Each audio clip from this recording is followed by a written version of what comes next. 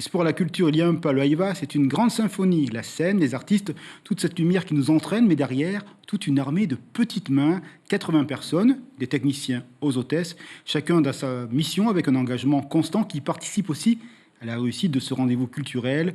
Le rideau s'ouvre sur ces visages que l'on voit si peu. Reportage en forme d'hommage signé Kaline Liénard et Patrick Hinsing. Sébastien, t'as combien de costumes? Répétition générale, l'heure est aux ultimes réglages. Un casque équipé d'un micro pour chacun des chefs de groupe et orero. À chaque passage, il faut vérifier que tout reste en place. Et à chaque heiva, son lot de surprises pour les magiciens du son. Des fois, ils oublient qu'ils ont un casque. Donc des fois, on leur dit, est-ce que tu vas t'allonger, t'asseoir? Et on découvre en live, regarde, voilà, à un moment donné, il doit s'asseoir, il peut bousiller le casque. Hein. Côté orchestre, on retrouve Gérard. Avec sa console, il gère la 60aine de micros. Telle une extension des musiciens, c'est le travail de précision de ces techniciens. Je dois ouvrir, par exemple, les oreros au bon moment. Sinon, quand on a les chanteurs ou même les guitares, la difficulté en tant que technicien, c'est de pouvoir bien faire ressortir l'émotion des artistes. Hein. C'est ce travail-là qui est le plus difficile. Hein.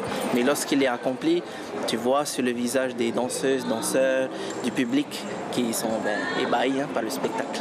On va commencer par le blackout. Et pas de heiva sans lumière. La scène de Toata s'illumine grâce aux 200 éclairages tout autour. Une véritable synergie à trouver entre le groupe qui se produit et Nicolas. Nous faisons une programmation lumière qui met en avant les couleurs de leur thème, de ce qu'ils veulent. On a toujours des difficultés. Le temps, s'il pleut, on a quand même des dysfonctionnements au niveau des lumières extérieures. Le temps est clément, l'accueil du public peut commencer. 3 hôtesses à chacune des entrées tribunes, des membres de l'association Police 2000 qui reviennent chaque année, comme Routia. On s'est mis en place à 17h, on commence à ouvrir au public à partir de 17h30. Quelles sont les difficultés que vous pouvez rencontrer par exemple avec le public?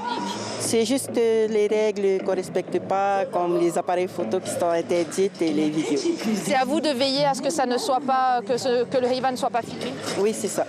Ces personnes, vous les avez sans doute croisées à l'époque de l'OTAC. Leurs petites mains et leur cœur de passionnés subliment les traditions polynésiennes. Vous pourrez apprécier de nouveau leur travail lors des prochains événements de la Maison de la Culture, comme le Hura Tapairu. L'information en continu sur Polynésie la première, Internet et réseaux sociaux.